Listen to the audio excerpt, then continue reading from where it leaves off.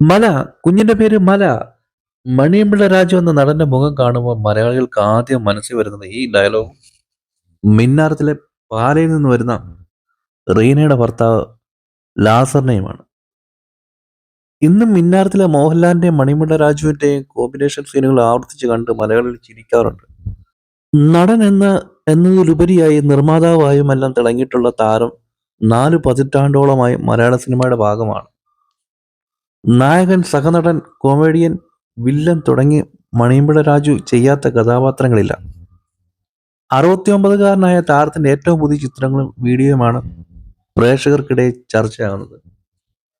കഴിഞ്ഞ ദിവസം മമ്മൂട്ടിയുടെ സന്തത സഹചാരിയായ ജോർജിന്റെ മകളുടെ വിവാഹത്തിൽ പങ്കെടുക്കാൻ മണിയമ്പിള്ള രാജു എത്തിയിരുന്നു. ഭാര്യയ്ക്കൊപ്പം വേദിയിലെത്തി വധുവരന്മാർക്ക് ആശംസകൾ നേർന്ന് മടങ്ങുന്ന നടന്റെ ചിത്രങ്ങളും ഫോട്ടോയുമെല്ലാം ചർച്ചയാകുന്നത് നടന്റെ പുതിയ ലുക്ക് തന്നെയാണ് ചർച്ചകൾക്ക് കാരണമായത്. ശരീരം മെലിഞ്ഞ അവശനായ നിലയിലായിരുന്നു നടൻ. ശരീരഭാരം വളരെയധികം കുറഞ്ഞിരുന്നു.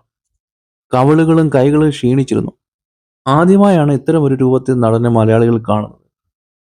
ഇത്രയും മെലിഞ്ഞിരിക്കുന്ന രീതിയിൽ മണിയമ്പിള്ള രാജുവിനെ മുമ്പ് കണ്ടിട്ടില്ല. ഇദ്ദേഹത്തിന്റെ ആരോഗ്യത്തിന് പ്രശ്നങ്ങളുണ്ടോ? ആർക്കെങ്കിലും അറിയാമോ? ഇത് പുതിയ സിനിമയ്ക്ക് വേണ്ടിയുള്ള മാറ്റമാണോ അതോ മറ്റെന്തെങ്കിലുമാണോ എന്നതാണ് ഫോട്ടോ പങ്കിട്ട ഒരാൾ കുറിച്ചത്. ഇതോടെയാണ് നടന്റെ ആരോഗ്യവുമായി ബന്ധപ്പെട്ട് ചർച്ചകൾ ആരംഭിച്ചത്. എപ്പോഴും കുടവയലും തുടുത്ത കവളുമെല്ലാമുള്ള മണിയമ്പിള്ള രാജുവിനെ മാത്രമേ പ്രേക്ഷകർ കണ്ടിട്ടുള്ളൂ. അടുത്തിടെ ഹേമ കമ്മിറ്റി റിപ്പോർട്ട് പുറത്തു വന്ന ശേഷം മണിയമ്പിള്ള രാജു വിവാഹത്തിൽ കുടുങ്ങിയിരുന്നു. അന്ന് മീഡിയയോട് തന്റെ പ്രതികരണം അറിയിക്കാൻ എത്തിയപ്പോഴും കഴിഞ്ഞ ദിവസത്തേതുപോലെ തന്നെ സമാനമായ രീതിയിൽ തന്നെയായിരുന്നു നടന്റെ അവസ്ഥ. അതേസമയം ചർച്ചകൾ ആരംഭിച്ചപ്പോൾ നടൻ അർബുദബാധിതനാണെന്നും അതിനുള്ള ചികിത്സ എടുക്കുന്നത് കൊണ്ടാണ് മെലിഞ്ഞിരിക്കുന്നതെന്നാണ് ചിലർ കുറിച്ചത്. എന്നാൽ ഇതിൽ എത്രത്തോളം സത്യമുണ്ടെന്ന് വ്യക്തമല്ല. കുടുംബം പോലും ഒരിക്കൽ പോലും ഇത്തരം കാര്യങ്ങളെപ്പറ്റി പൊതു ഇടങ്ങളിൽ സംസാരിച്ചിട്ടില്ല. പൊതുവെ താരങ്ങളുടെ ശരീരത്തിൽ ഇത്തരത്തിലുള്ള വലിയ മാറ്റങ്ങൾ വരുമ്പോൾ ആരാധകർ തന്നെ ലക്ഷണങ്ങൾ വെച്ച് അസുഖം പ്രവചിക്കുന്ന സ്ഥിരമായി സോഷ്യൽ മീഡിയയിൽ കണ്ടുവരുന്ന കാഴ്ചയാണ്. അടുത്തിടെ പനി ബാധിച്ചിട്ട് പുതിയ സിനിമയുടെ ഓഡിയോ റിലീസിന് എത്തിയ വിശാലിന് മാരകമായ അസുഖങ്ങളുണ്ടെന്ന രീതിയിലായിരുന്നു കമന്റുകളും റിപ്പോർട്ടുകളും പ്രചരിച്ചത്. പിന്നീട് പനി സുഖപ്പെട്ടപ്പോൾ വിശാൽ തന്നെ വന്ന് സത്യാവസ്ഥ വെളിപ്പെടുത്തുകയും ചെയ്തിരുന്നു.